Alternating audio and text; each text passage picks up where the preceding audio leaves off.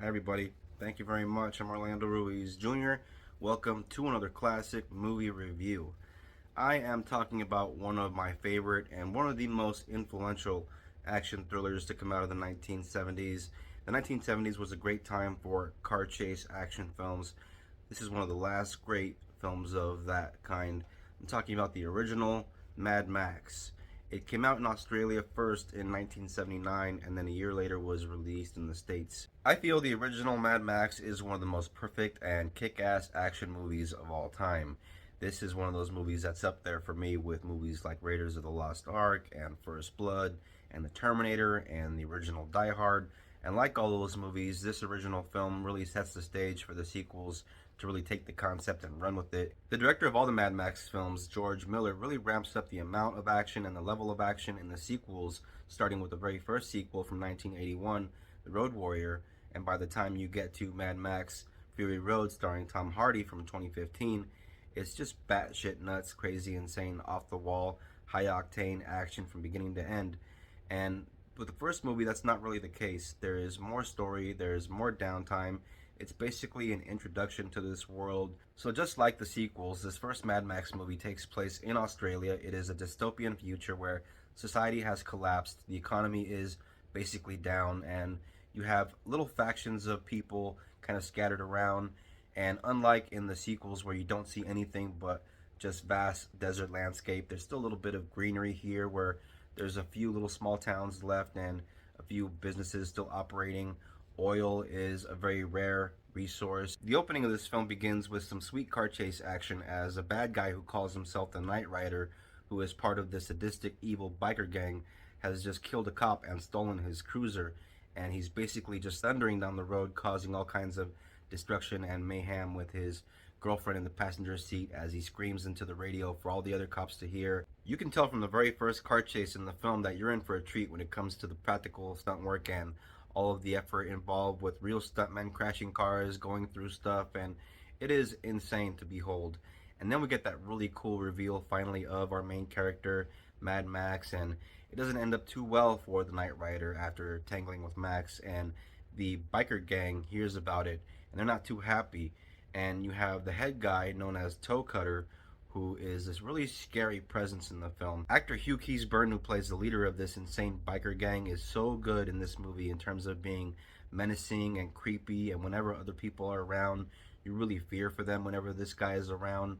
And because Max is such a badass, you are really looking forward to that confrontation between the good guy and the bad guy. Among his peers, Gibson's character Max is considered one of the best and a real hero, and they really want him to stick around, but he's considering retiring because he's really getting burned out, and the more he is on the job, the more he feels like he's on the verge of becoming the thing that he hates the most, one of the criminals that he's always bringing down. And so they really want him to stick around, so they try to persuade him by giving him a souped up new car. The cars that the cops drive in this dystopian future are known as pursuit specials, and they don't look very special. They don't look super fast at all. They're basically a 1973 Ford Falcon XB GT coupe, but they can haul ass, and they do some pretty impressive stuff with these cars in this movie. And the souped up car that the Max character gets is just something to kind of help to keep him in the force for a little bit longer, but because he really does want to quit, his superior says, just take a little vacation, get your mind right, go with your old lady and your baby, and, take some time off. And so Max does that, and in the meantime, the biker gang is on the loose, making the rounds, terrorizing people left and right. For those that haven't seen this film, I don't want to give away too much in terms of what happens to certain characters and certain specific events in the film, because that's really where the suspense in the film comes in. And there is plenty of suspense, plenty of action. All you really need to know is that you have a young Mel Gibson being a total badass. It's a dystopian future, insane car stunts, insane action.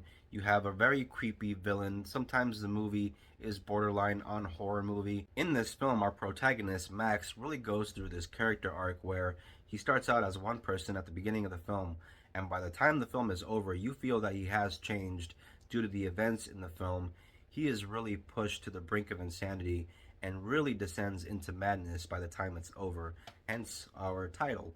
And it is pretty exciting to watch, though it can be kind of emotional and sad, but all the while still very entertaining and has fun moments because of some very high octane action car chase sequences and real stunts that are involved.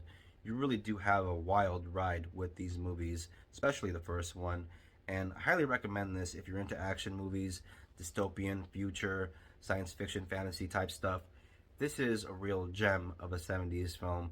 I highly recommend Mad Max. This first film is, again, not insane wall to wall action like its sequels, but an important piece of the story. It is the introduction to the lore, to the character. 1979's Mad Max is an action movie classic. I give it 4 stars. It's a movie that you can find on streaming, but if you want to look for a hard copy while some are still out there, you might be able to find one online. This is my copy of the Blu-ray. Some pretty sweet artwork there. Not the original cover, but I really dig the artwork on this cover. As you can see there, you have a young Mel Gibson front and center. 1979's Mad Max, great action film. Thank you all very much for watching this classic movie review. Always appreciate it.